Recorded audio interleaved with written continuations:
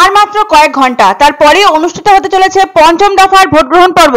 চরম ব্যস্ততার ডিসিআরসি গুলোতে বাংলায় মোট 7টি লোকসভা কেন্দ্রে রয়েছে নির্বাচন।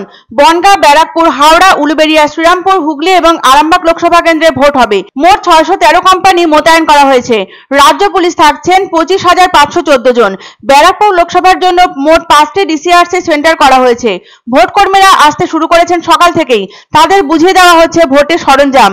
পুলিশি প্রশাসনের ব্যস্ততার সীমা নেই। ব্যারাকপুর লোকসভা কেন্দ্রে মোট 15,02,023 জন ভোটার রয়েছেন।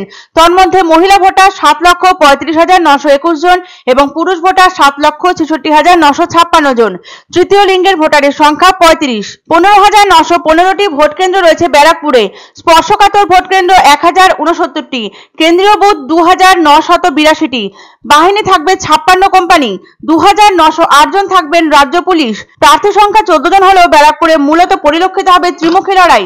বিজেপি প্রার্থী অর্জুন সিং, তৃণমূল প্রার্থী রাজ্যের মন্ত্রী পার্থ ভৌমিক এবং বাম প্রার্থী অভিনেতা দেবদূত ঘোষ। ব্যারাকপুর একসময় ছিল রাজ্যের অন্যতম শিল্প শহর। নানা শিল্প কারখানা গড়ে উঠেছিল গঙ্গাপাড়ের এই শহর জুড়ে। তবে শিল্পের অস্তিত্ব অনেকটাই ম্লান বর্তমানে। তবুও শিল্প এলাকা হিসাবেই পরিচিতি ব্যারাকপুরের। এই ব্যারাকপুরের বিজেপি প্রার্থী অর্জুন সিং একদা যিনি ছিলেন তৃণমূলের দাপুটে নেতা, শিল্পাঞ্চলেও তার প্রভাব ছিল কল্পনাতীত। উল্লেখ্য, 2019 সালের লোকসভা নির্বাচনের আগে বিজেপিতে যোগ দেন অর্জুন। তৃণমূল এই আসনে এবার মনোনয়ন দেয় নৈহাটি আসনের তৃণমূল বিধায়ক ও রাজ্যের সেচমন্ত্রী পার্থ ভৌমিককে। আর এই আসনে কংগ্রেস বাম জোটের হয়ে লড়ছেন অভিনেতা দেবদূত ঘোষ। তার অবস্থানও বেশ ভালোই। এই অঞ্চলে দ্বিমুখী নয়, লড়াই হবে ত্রিমুখী, এমনটাই বিশ্বাস স্থানীয় রাজনীতিকদের। প্রথম 4 দফার ভোট কেটেছে আপাত নির্বিঘ্নভাবে। তবুও পঞ্চম দফার ভোটকে ঘিরে যথেষ্ট চিন্তিত কমিশন। চতুর্থ দফা ভোটে হিংসার ঘটনা সামনে এসেছে ইতস্তত বিক্ষিপ্তভাবে। সেজন্য পঞ্চম দফায় কেন্দ্রীয় বাহিনীর সংখ্যা বাড়ানো হলো। নির্বাচন কমিশনের তথ্য অনুযায়ী আগে বাহিনী ছিল 762 কোম্পানি, এবার থাকছে 799 কোম্পানি কেন্দ্রীয় বাহিনী। উল্লেখ্য, কার্যত দক্ষিণবঙ্গে অনুষ্ঠিত হবে পঞ্চম দফা ভোট। কেন্দ্রের সংখ্যা বেশি থাকায় বাড়তে চলেছে কেন্দ্রীয় বাহিনী, এমনটাই খবর মিলেছে নির্বাচন কমিশন সূত্রে। হুগলিতে মোতায়েন করা হচ্ছে সবচেয়ে বেশি কেন্দ্রীয় বাহিনী। প্রসঙ্গত উল্লেখ্য, ভারতের স্বাধীনতা সংগ্রামের বিভিন্ন ঘটনার সাক্ষী রয়েছে ব্যারাকপুর।